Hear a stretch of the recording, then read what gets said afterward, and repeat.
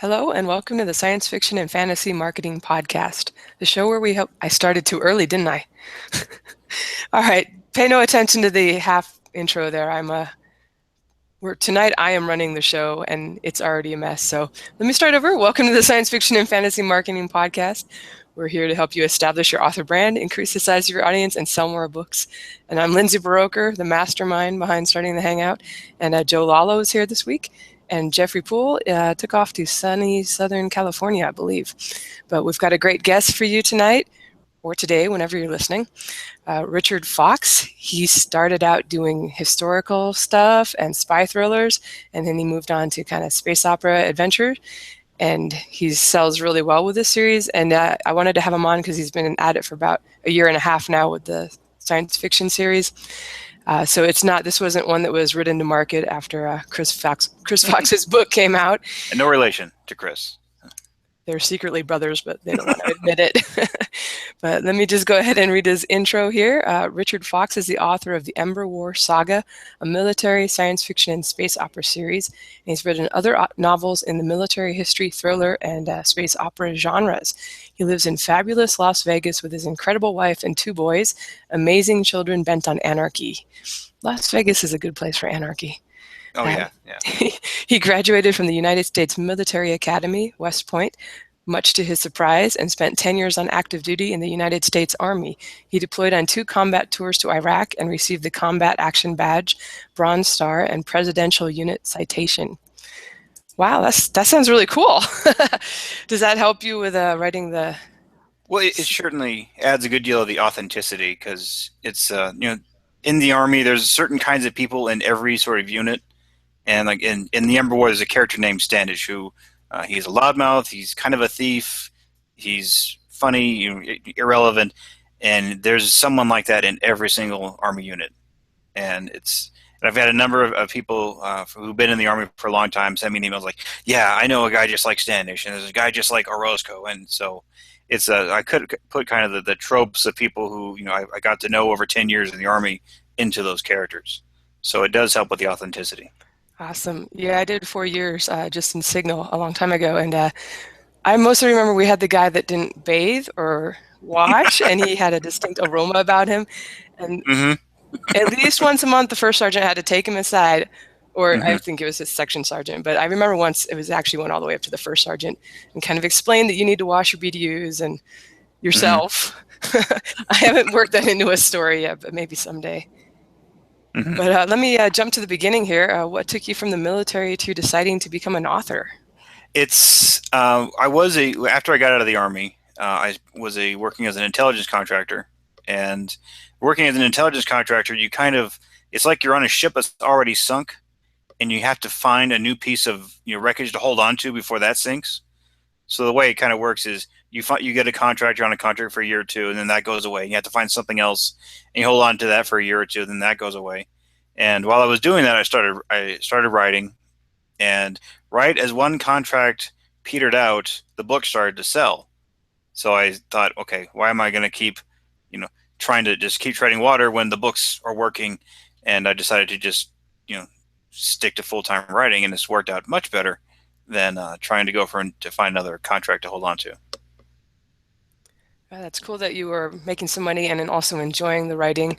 My dad is in science, and we moved around a lot when I was a kid, and people always thought he was in the military. And I'm like, no, it's the same way in science. You get funding for a year or two, and then you got to go look for a new job.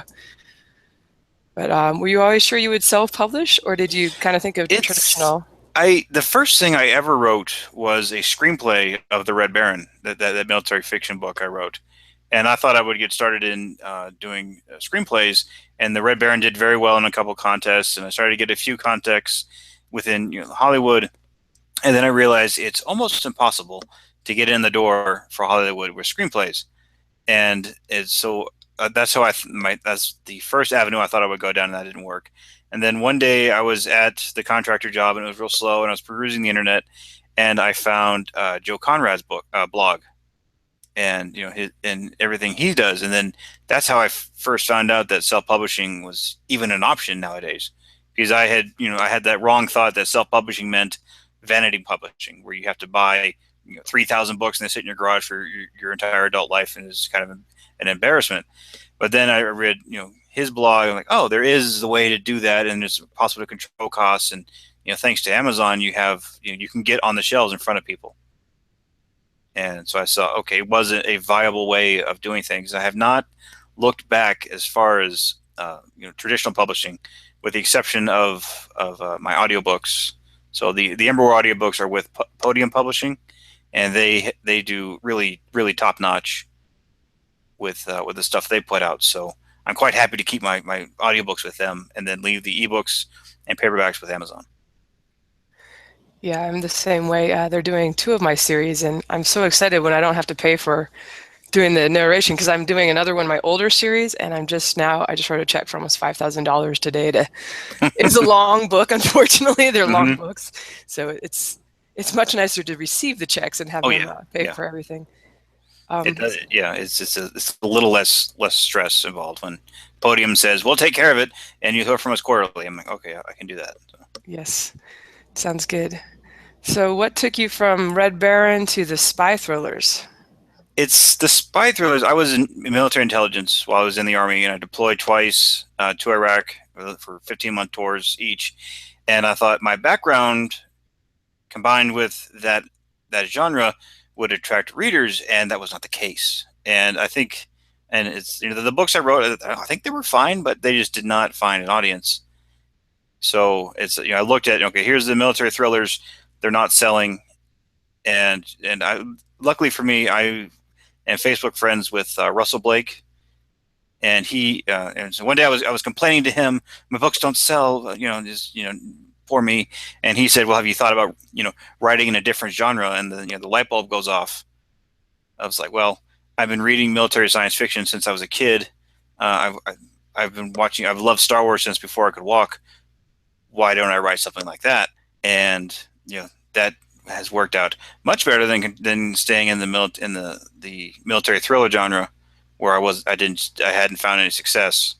And as for writing the Red Baron, that was that story was done. It was in a screenplay format, so I just took out the screenplay and was able to turn that into about a 400-page book pretty quick.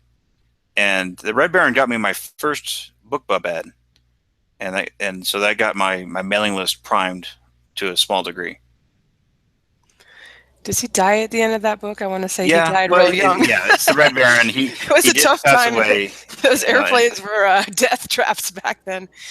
yeah, All right. he made it to 1918, and that's as far as he got. That's kind of hard to do a sequel when Yeah, there's nothing he's dead. unless you do an alternate history book where he survives, and that book someday I will write that book. It's probably next year or two. I do an alternate history where the Red Baron survives World War One, and then he has to deal with Hitler during World War Two. So. Sounds like it could be interesting and kind of in that fantasy science fiction vein too. Did you find that with you said you started up a mailing list, did they kind of stick with you when you went from that to spy thrillers to science fiction? Much to my surprise, they did. When I put out my first military science fiction book, the mailing list was very small. It was only 200-300 people at the time, but enough of them, bought the first Ember War novel that it got the algorithms to take hold of it. So I think for the military science or military thriller readers, they like combat, they like the action, and the Ember War had plenty of that. So I was kind of selling them what they like, just a different format. So that that helped get the Ember War going when that first launched. Yeah, I could see where it would actually be could be the same readers for a lot of sci-fi nerds. Can I call you guys nerds? I'm one too. Sure, sure. Also, are history buffs, so I could see that they would cross over with you. That's cool. Now you've got one too. I'm curious about. Is it the Queen of Sidonia? Is that how you say it? Yeah, that is a space opera meant for the young adult audience, and it's a lovely story. It's a coming of age about the 17-year-old princess who's chosen to be the next queen, and these assassins are trying to kill her to derail a trade deal. And not a lot of people have read it, and it's a good story. And people who've read it have asked me where the sequel is, and I tell them, well, there's not enough demand yet for me to do a sequel as much as I would like to. But that is more for the young adult audience. and that's which surprisingly uh, does not overlap with my current readership. So, because I've told my current readers, here's this great science fiction story. It's kind of like Titanic meets Star Wars, and they're not interested. So, but Yeah, I could see too where the same male reader might not go for that. I think in your yeah, description it says Princess Bride meets Star Wars, and yeah. I was excited. I thought that sounded cool. But Mhm. um, did you find that, I should ask, it's kind of interesting how one author can do well in one genre and less well in another genre, and then you see another author take off in that genre. With the spy thrillers, is there actually a category on Amazon, or were you kind of trying to find the best fit?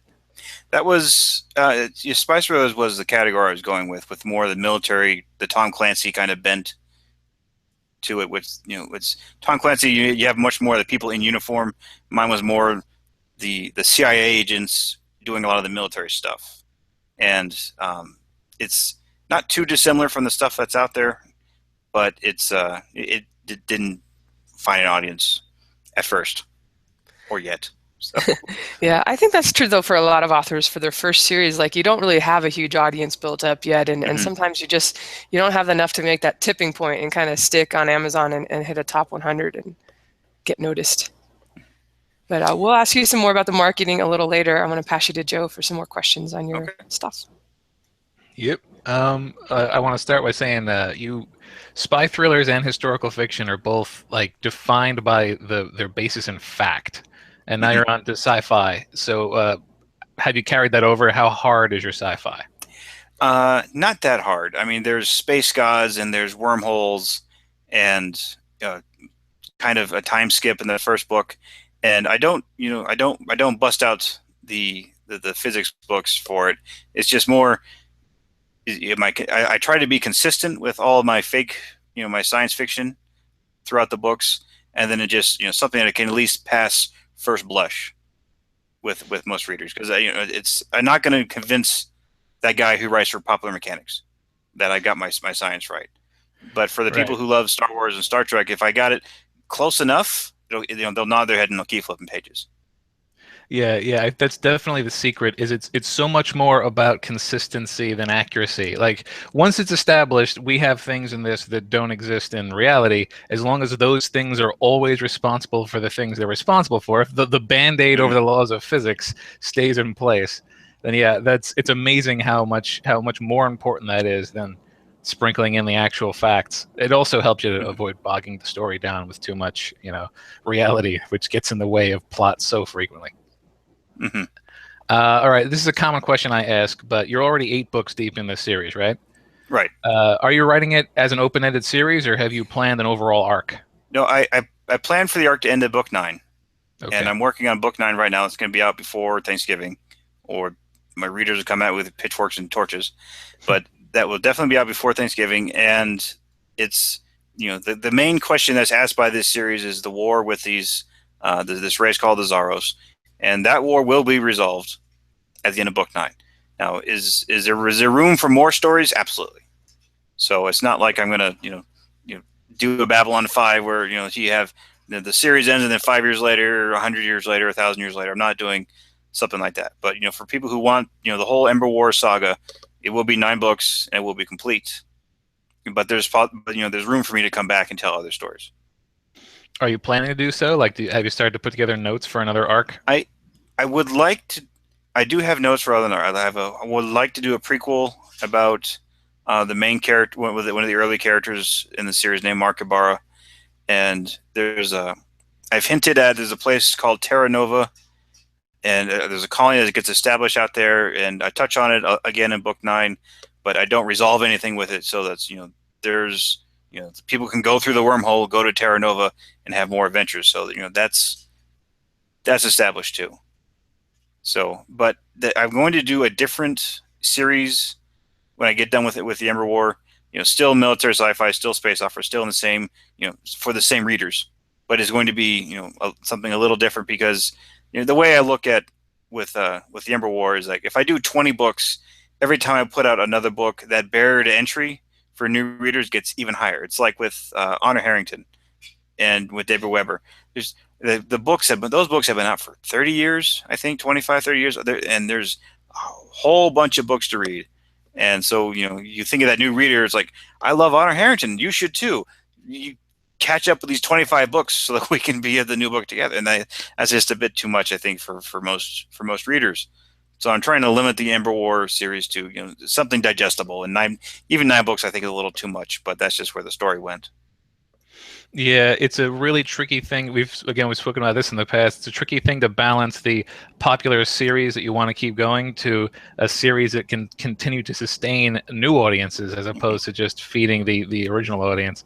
And so many different ways people have tried to do it, like, multiple starting points so that you have sort of rehash books which annoy the fans of the series but attract new fans. Nothing is the perfect solution aside from ending the series. Right. Yeah. And by the way, for a very long series, the worst thing you ever want to hear is someone say something along the lines of, "It gets good 6 books in." Like, oh, great. I Yeah. just slogged through 6 mediocre books to get to the good one. Right. Right. So, yeah. But with the Ember War at the end of book 9, for all the readers who get through book 9, I want to have, it won't be a nice little bow on top of the series, but rather there will be closure, so that when I start the new series, people can look and say, okay, I know Richard Fox is going to finish this series and it's going to be satisfying at the end. I'm not afraid to start it, because there's a lot of authors who will start a series and they don't finish it, like with my military fiction stuff. But and it's like there's one author who I absolutely adore. His name is Dan Abnett. He writes science fiction. He writes fantasy. He writes for an IP called the Black Library, and he has this one. He's going to have these trilogy of trilogies about this and set in this one world. He's got 2 of the trilogies done. He got the first book of the 3rd trilogy done, and then there's been nothing for years. And every time on Facebook, I'll kind of gently like, Mr. Abnett, are you going to finish those books? And it doesn't seem like he's going to, and it's driving me nuts because I would really love to read those last 2 stories. So, for my goal with ending the Ember War is like to tell readers, don't worry, you will have closure if you read this, and then if you go to my next series, I promise closure again. It's definitely important to prove that you finish what you start, because it will build reader confidence. I think it'd be funny. It'll be interesting to see if you build this, like, over the years, you build this reputation for actually finishing series, and then you fall victim to like binge readers who are like, I'll wait till he finishes the series and then read the whole thing, which could be problematic. There are people. Yeah, that's true. There are people like that who don't want to read a series until it's done, because you have people who've been reading Game of Thrones since the 90s who are just like, where is Winds of Winter? So yeah, definitely. Yeah, you don't want to keep people waiting.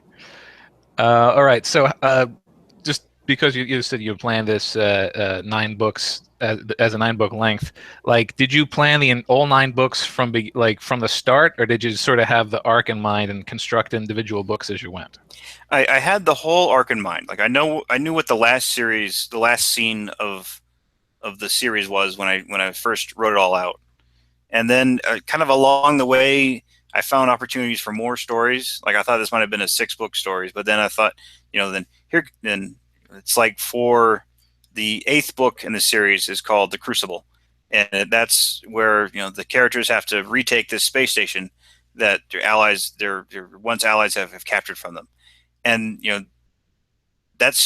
that whole story could have been condensed into a couple chapters, but when I was looking at the whole thing, I looked and like, okay, I can, there's more of a story here that I can get another book, and it kind of becomes the second half of the Siege of Earth, which is the 7th book in the series.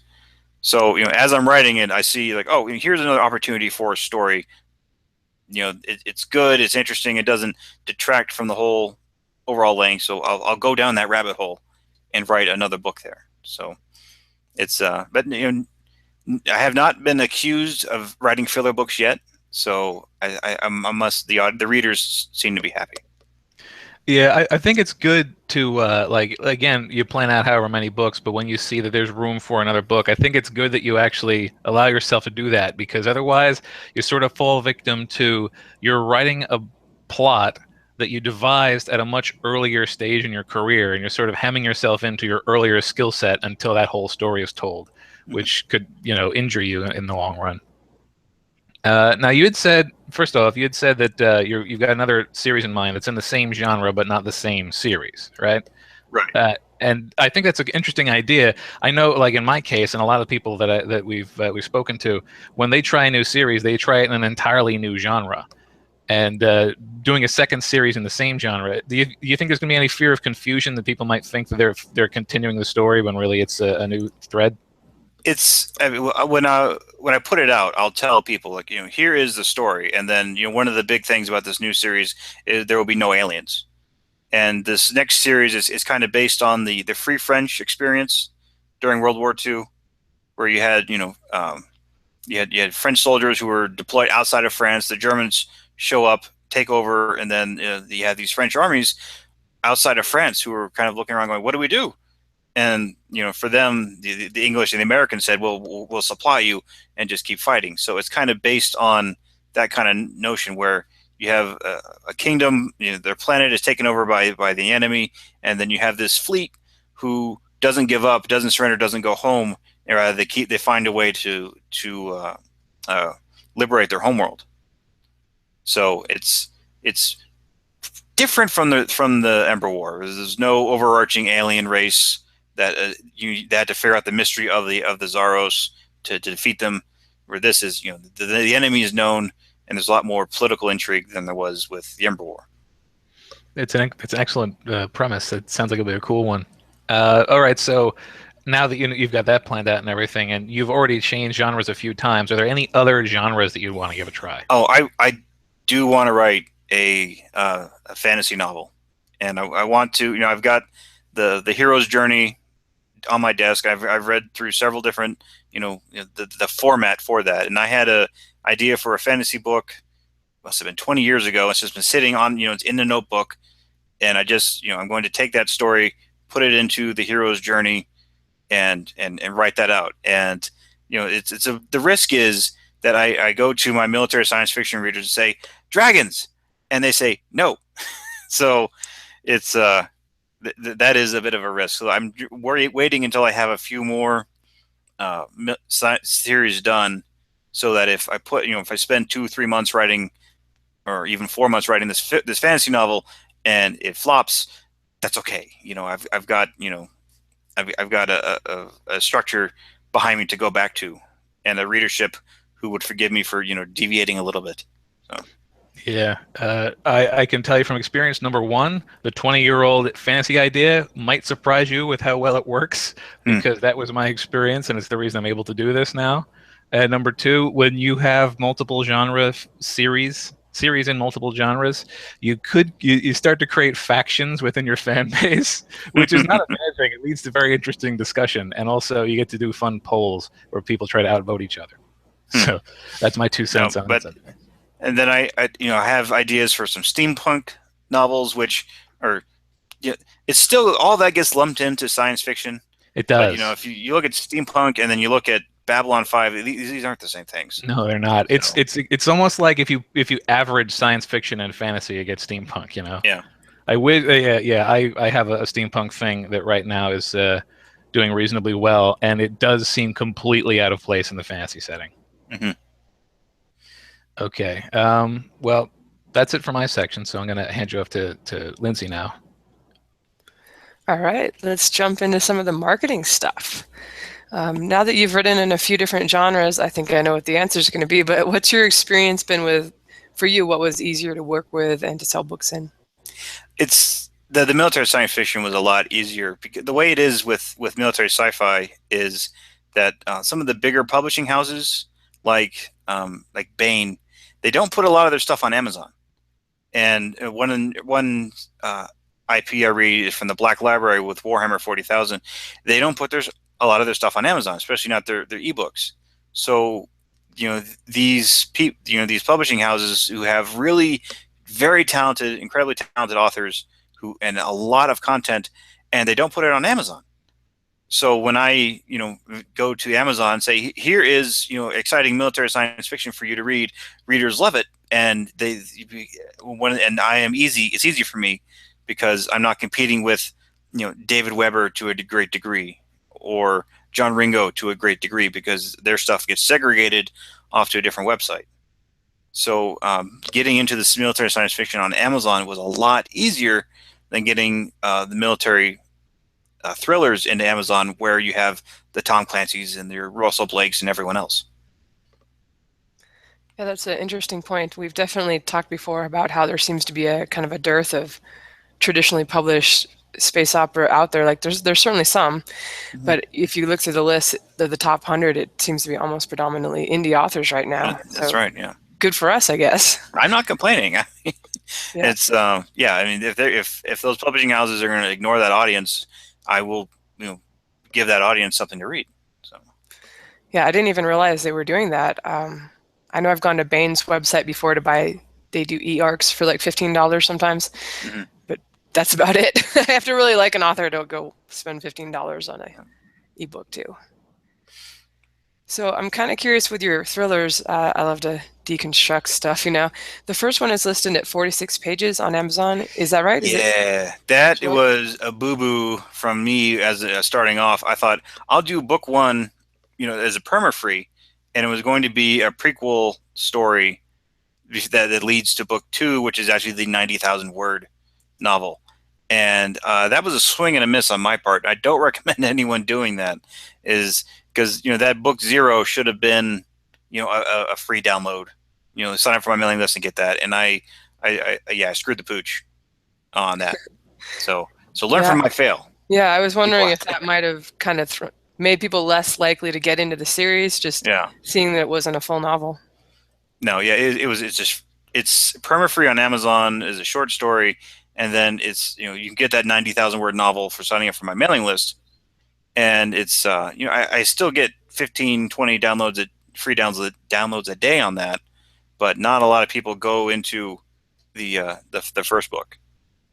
So All right. So when it came time to launch your first Ember Wars book, which we should mention, I think it was in June of last year, is what I at saw. June 30th, yeah. Yeah, and it's got over 400 reviews on Amazon. What was your strategy going into that, switching genres and starting new? For that one, it was the mailing list was the big part, and I had barely done anything with Facebook at that time. So when I put that book out, it's the cover, the old cover was the standard spaceship in space with a decent title, and then I went to my mailing list and said, hey, here's my new book, go take a look. And the mailing list bought 30, 40 copies over the span of 2 or 3 days, which was and then the algorithms took hold of it, and the book started selling a lot more. And like that was the first time I'd ever sold a book more than 100 books a day organically. It was just from the Ember War people. The algorithm said, hey, here's this new author for the genre you like, take a look at it. And I got so the mailing list got that book going back in June of last year. That's great. Did you start it at 99 cents or did you No, go I launched it at $3.99, and because I had very little confidence in that book when I first put it up, because everything else I put out had just kind of fizzled. So I thought, well, let's just see if this one will work, and it did. Thank goodness. And but I've modified my launch strategy a little bit since then, because now when I send out an email through MailChimp, when the book launches, right now I launch at $3.99, and every time I send out that launch email, I tell people the price is going up $1 in 3 days. And if you have MailChimp, you can look and see where people click and how many people click on those links. And when they first I announce the book, I'll have hyperlinks 3 or 4 times, but the link that says that this book is $1 off right now, go get it right now, save yourself $1, has the predominant amount of clicks anywhere. So I this is the kind of way of getting my mailing list to go by that opening weekend. Tell them, hey, it's $1 off, save $1, go get it, and people appreciate it, and a lot of people do buy that opening weekend. Okay, so you've done that for all of the following books in the series now? I started that, I think, on book 3, and I've done that in every book since. Okay, and did you start out in Kindle Unlimited, KDP Select right from the bat, first go? I did, yes, and that's because I didn't think I was going to be in it for too long, but then I saw that KDP and KU was 40% of my income, and the thought of going wide and losing 40% was kind of scary. So I've not taken that plunge yet. And from what I've talked to other authors is that for being in sci-fi, you almost have to be in KU just because of the readership. For science fiction readers, a lot of them are in KU, and if you're not in that program, they're not going to read you. So, Yeah, I think we've only had a couple in the last year who have really done well and stayed wide. Joshua Dalzell, I think, is the only mhm. sci-fi guy I can think of that has gone wide and has done well. Hmm. That was right before they made the change. Were you freaked out at all, or are your novels longer so you appreciated um, going to page reads? my page, they're all between 65,000 and 75,000 words. So they pick up about and that's generally about $2 almost per read through, and it's I don't mind it. So I mean, I sell most of the book $3.99, $4.99. So again, 40% of my income comes from KU, so I'm not complaining. Yeah, have you kind of looked and seen like how many sales, like what the ratio is, sales per borrows in that genre for you? It's, um, I mean, I have what is that program called? A book report, and if you have that, you can see there's that blue line for KU, and then that red kind of line for sales, and it's and some days I make more in KU than I do with sales. For you can see your royalties, your total. So it doesn't. Yeah, I'm not itching to leave KU. It's doing pretty good right now. Have you seen it all in the last year and a half of publishing the series? We mentioned Chris Fox's book coming out, I guess, February or so. Are you seeing a lot more people getting into the genre? Do you think it's more competitive now than it I was? I see a couple, and I'll share this with you because I launched my book 8 on September 30th, and then in that next week, I think it's like 8 more people in my genre put books out in the next week, and so all of a sudden it's crowded, and these are names I know. You're the guy who writes Metal Boxes, and a lot of more people who are already established in the genre and were established before me. And I was kind of surprised to see all because Amazon sends you that email like new from so and so, new from so and so, new from so and so, and I was like, what on earth? This has never happened before. And then I looked at the calendar, and all these books came out around October 1st, and October 1st is the start of the fourth quarter.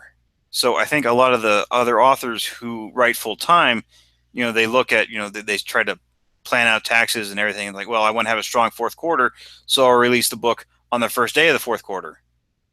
So I think that's what it was, why a lot of people put their books out. So for people, uh, at home, if you're going to, figure out your launch window, look and see when all the big names in the genre put something out. So because if you launch, kind of during a dearth, you're going to get those readers who are looking for something.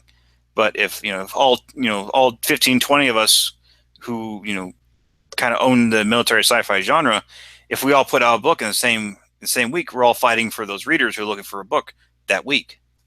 So it's I was kind of surprised to see everyone have a book come out right then. So Yeah, do you have any recommendations for if people were trying to figure out like what a good time to launch would be? it's well, you look at a couple authors who are in the top 20, see how frequently they publish, because a lot of guys are they'll put it out 60 days, 90 days, and for those of us who write full time on Amazon, we understand the algorithm is a beast, and you have to feed that beast, and if you don't feed it every 90 days, Amazon will forget you. So if you look at when people are publishing, and if there's somebody who has high frequency a publisher, you can probably bet they're going to have something coming out every 60 to 90 days. So take a look and see you can kind of game out where their publishing window is going to be. But I think if you actually go and ask when if you try to go and say, hey, when you're going to have your book come out so I don't put mine out, I think that's illegal, because I think the big five got busted for doing that, because they have your John Grisham's and your Michael and your other legal thrillers, and they would intentionally set the calendar with the legal thrillers coming out. So you have one book coming out 1 month from one publisher, and the other publisher waits 2 months to do that. And I think that's not legal. So, but it's if you if you look and say, when's your next book coming out, and you're not coordinating, that's okay. All right. Now that everybody's afraid that the Securities and Exchange Commission is going to come down on them for their... They came down on the big five, so it's. But for a couple of indie authors who look around like, when's your next book coming out? None of us really, we don't really keep it secret because we want people to know. Yeah, I'll be out next Friday. So we're happy to share that information. So. Yeah, I haven't paid too much attention to when other authors are launching, but I've definitely thought about. In the past, I've done things over a holiday weekend, and that's not usually great. For a later book in a series, it probably doesn't matter because people are going to get it eventually anyway. But if I was doing a book one and I really was hoping to get new readers and have it stick, I would avoid those 4-day weekends or 3-day weekends. And I've got one coming out. Oh, go ahead. I'd also say avoid December, because in December, Amazon is trying to sell people stuff that costs a lot more than a $3.99 ebook.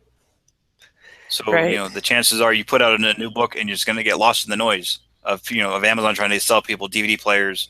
Well, they don't buy those, but big ticket items. So I don't have a major release coming out in December. January, yeah, I'll be there.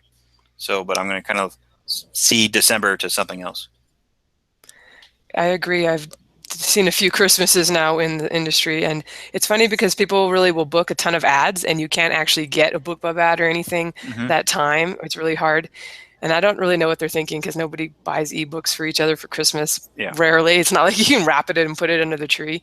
But I think it's a good time to just avoid. And I've done well with January releases also.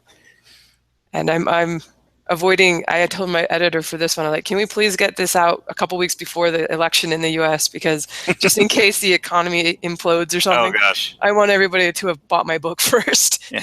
Buy it. 3 more weeks until this ends. I can't wait. Yeah, it's good to have some awareness of things that may affect things, book sales. All right, one more question from me, maybe two. Now that you've published, do you feel that when you're publishing like an 8th book in a series, does it still matter if other authors are publishing at the same time? Or are you have your set readers that are going to go purchase it no matter what? I have a set readership for my mailing list who I think will pick it up. But then it's also, I'm still fighting. People can just read one book at a time. So the 8th book comes out, but then Nick Webb puts out his brand new shiny book, and people will choose to go read his shiny book, and then maybe they'll try to remember to come back and read mine. So it's there's still competition. And I know there's a core of people who, they can't wait for, the next book to come out, and they're going to, finish that within 24 hours of the book coming out. And I love those readers. They're great. I wish I could write faster for them. So, and then there's also the people who, who like the book, but then I'm also competing with their favorite author. So it's, I just have to, eventually I'll come back to them and say, hey, remember me? I got the book 8 here. So. Yeah. Do you do anything like emailing your list again, like a couple weeks later? I try to hit the list maybe once every 6 weeks, at least once a month. I try not to say something just to be in their inbox, just to be in their inbox. Like if I'm going to be in their inbox, I want to be relevant. I want to have something important. Like here's the new book. Here's this audiobook. Here's a free short story for you. So. That way when people see my name in the inbox, like, okay, it's worth clicking on. It's not, oh, he went to Starbucks and got a coffee and now has a cute story to send me. That's not how I do my mailing list. But. All right. Now, what are you doing, almost a year and a half into this series to continue to get sales for book 1? It's Facebook ads. I do have the Facebook ad that's running continuously. It's a couple bucks every day, and I see it gets likes every day, and I see those I forgot what the word is, but you go to Amazon, you see yes, people click bought through that ad, so I know that's still working, and then that gets people into the funnel of okay, they read book 1, and then I want them to go read all the next 8 books too. So that Facebook ad gets them in the sales funnel, and then I still do ads for book 1.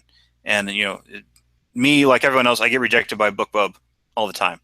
But I'll go to Book Gorilla, I'll go to eReader News Today, I'll go to other places, and when I want to really ramp up the book, I'll try to book 3 ads over 3 consecutive days. So that way, the algorithms say, oh, look, this book's doing well. It's selling a lot of books on Monday, and then on Tuesday, and then on Wednesday. Clearly, there must be something. And then the algorithm puts the new book in front of more people. So when I do go through non-BookBub paid ads, I try to get them in a series, over a course of a couple of days. All right, and have you found that it's probably true that sales start to drop off quite a bit if you're not, I've certainly found that if you're not continuing to try to advertise that first book. Right, and I try to keep that first book in the top 100, and it generally stays there.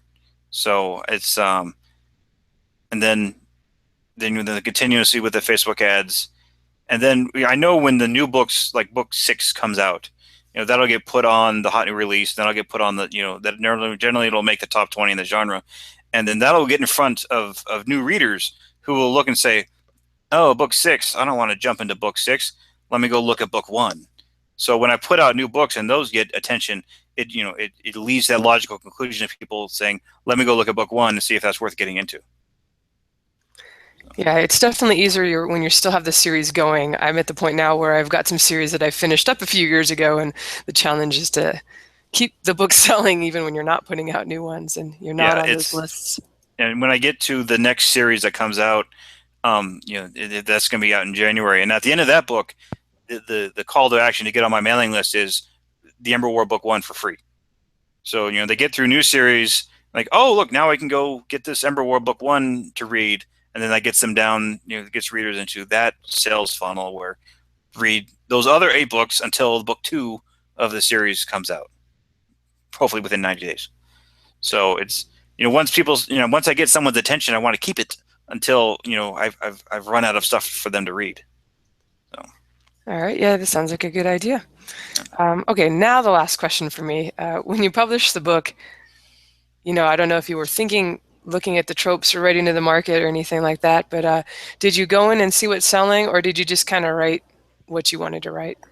It's for the Ember War, I looked and saw, okay, here's, for whatever reason, you have to have like one big spaceship on the cover. That seems to get people's attention. And then I looked at, the stuff that was going on, and I kind of wanted to write Babylon 5, but more military. Whereas Babylon 5, I love that show, and it had a definite arc, and it had, the wide cast of characters, many alien races. And so I thought, okay, I'm going to do more of a Babylon 5 with more shooting. So, and people have liked it a lot. And I do try to have in every book, something new and different. In book 2, this space god shows up. They find this space god, and then he becomes kind of he's in the background, and then he becomes more important as the series goes on. And then, but new things like, I don't call them clones. They're procedurally generated human beings who get grown in tubes, over the course of 9 days, and they come out being, pretty normal people. And, that it raises a lot of questions for readers. It's like, well, are these people really real? Are they not? And then, we got Westworld going on, which is kind of asking those questions for folks now.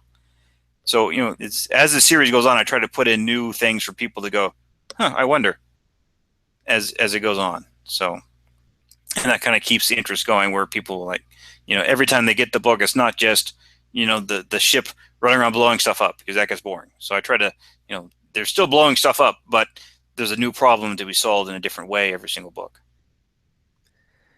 Definitely a good idea. It can certainly be challenging as a series continues to go on, not to repeat yourself or to repeat kind of your favorite elements that you don't even realize that those are your go-to things until somebody points it out. Yeah, so, and keeping it new seems good.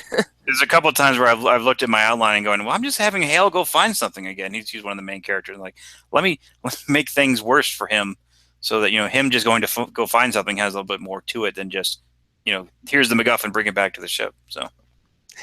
Here's the tribbles, Captain. They won't be a problem at all. Yeah, I was watching the old Battlestar Galactica, and it seemed like every time Apollo got stuck on a planet and Adama has to fret over leaving him behind or not. I'm like, this happens like 5 or 6 times in a series. I'm like, come on, guys, you can think of something else. In a series that was only on for like a year. Yeah, yeah. It's like they had one script, and they're like, just keep doing that. But the new Babylon, the new Battlestar Galactica was done a lot better. Yeah. All right. Well, let me pass you to Joe to ask a few more marketing questions. All right.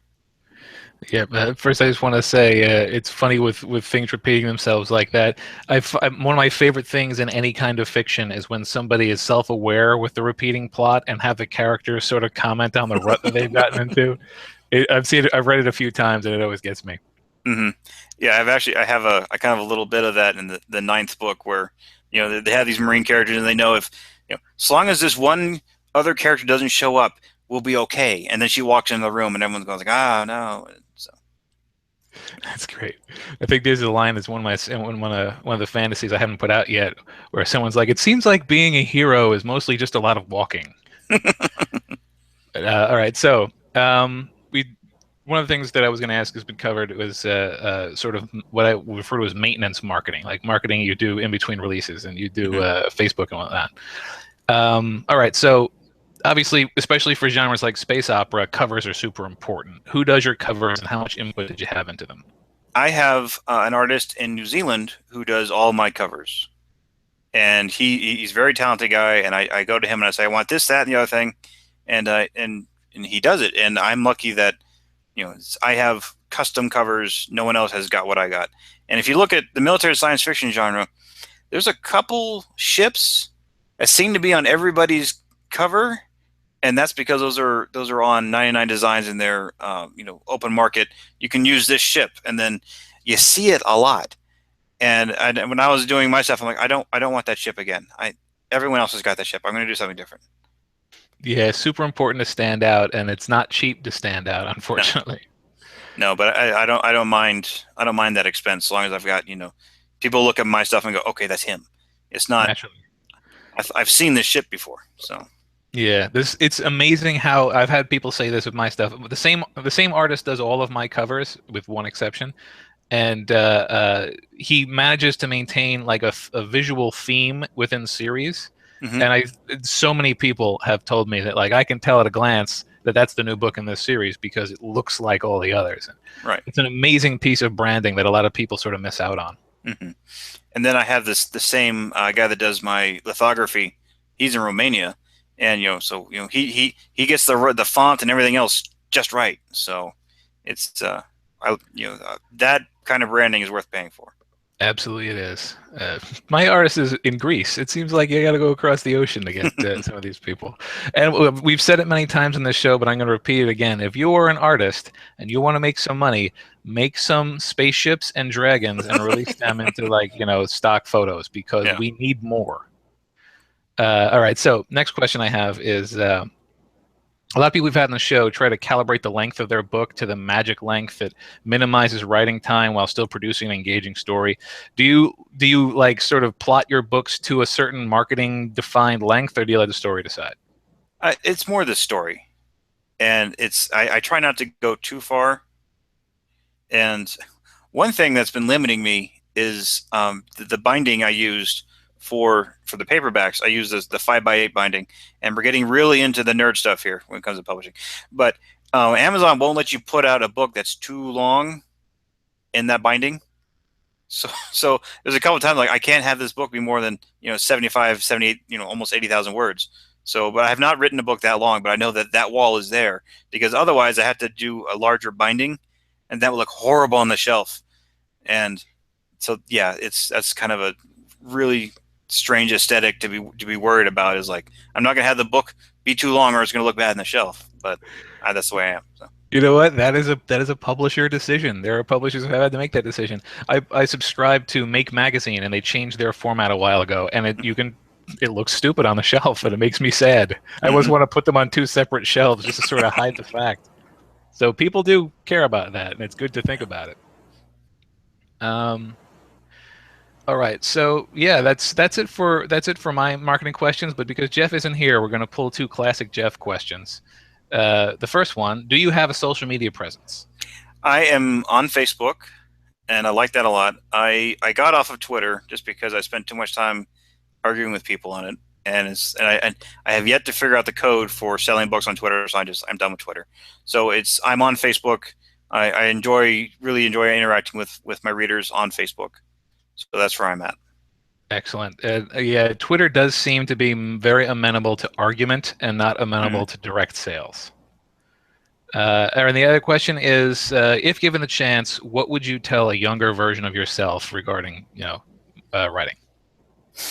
Start with the military sci-fi, because I would grab myself by the throat and say, this is all you've read your entire life. You've read Starship Troopers more times than you can count. Just write that.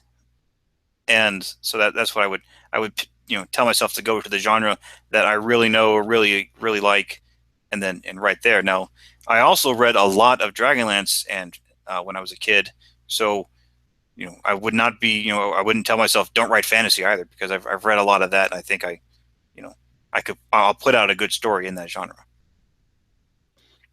That's excellent advice, and yeah, it's amazing how differently things would go if you had just a tiny, almost an obvious piece of information way back at the beginning. All right, we have a couple questions that came in on the YouTube page, so I'm going to ask those now too. These are from, we'll say, Nikolai. Okay. Do you think having your books a little higher than the market average for indies helps increase your traffic? I do. It's just because my personal preference is I look and I see a book that's 99 cents, and it's been that way for a long time. I'm like, what's wrong with it? Because there's bargains, and then there's bargain basement.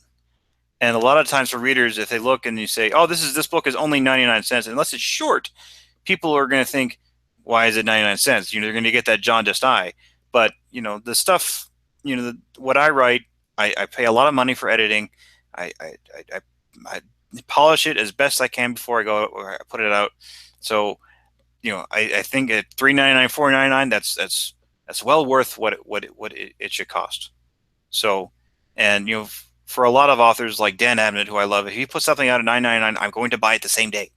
But for me, I think of $4.99 as being that kind of cliff where people think about it. I don't see a lot of difference between sales at $3.99 and $4.99. So why not make that other dollar? So, and then it's still it gets into that kind of the buck of Starbucks coffee. It's are people going to be that upset over the dollar, or are people going to look and go, well, that other one's $3.99? I don't think so. So. No, yeah, and people start to get sort of the feeling of premium. I some of my stuff is perma free, and I have a couple of low price ones, and frequently the reviews and email I get on those starts with, I was pleasantly surprised, and it's like, well, if you were pleasantly surprised and your expectations were low, and that's something a price will do, is lower expectations. And once you start off not expecting to like a book, you're almost you've got a couple strikes against you. Yeah, and then also when it comes to price, if I pick up something for free on BookBub or 99 cents on BookBub, it kind of goes in the pile. I buy something at $3.99, I'm going to read that. I'm going to read that right away because I paid $3.99, and I want people to, because I have a 9-book series, I want people to hurry up and read that book and then want to go read the next one. So yeah. It's definitely true. And we have one more question, which technically is for all three of us, but we'll start with you. Can you do a quick rundown of what you're up to in the next month? I am going to be writing book 9 in the series, and I'll have that out before Thanksgiving. And I'm writing another short story for the Explorations anthology, and then I'm going to be working on a book for Nick Webb's Kindle Worlds with his Constitution. So that's my next 3 months. I cheated, but so yeah. Cool. I'll go with mine next, and I can hand off to Lindsay for the closing. I have got something on pre-order now. It's a book called Between, and that will be coming out almost a little less than a month from now. And then next month is November, so I'll be doing NaNoWriMo. It'll be the 4th book of my steampunk series. And I'm also doing some prep work for a couple of promos and some bundles, which I don't know if they're ready for announcement yet, but you'll be hearing about them in the future. And Lindsay, how about you? All right, I'm about to publish my 7th book in my Fallen Empire series, and I'm well into writing the 8th and final book. And I'm doing kind of the same thing as Richard was talking about. I'm planning a couple of spin-off series for that same universe. Both in part, I was going to do that anyway, but I mentioned last week it's getting picked up for Kindle World. So Oh, I figured if congratulations! I didn't know that. thank you. Yeah, if I keep publishing in it, I think that will help the people that sign on and want to write stories in it, because there'll still be new stuff coming out. And I want to do like what you're saying. You know, I might get new readers with the next book one, because it'll be different plot, different characters.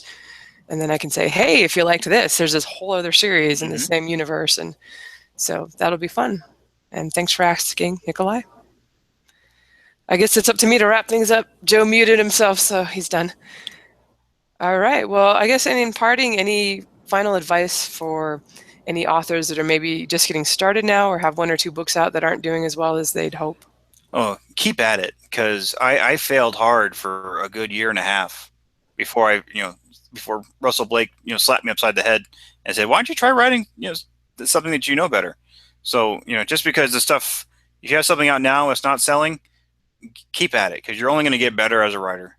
And if you switch genres, you'll probably reach an audience that's been waiting for your book. So keep at it.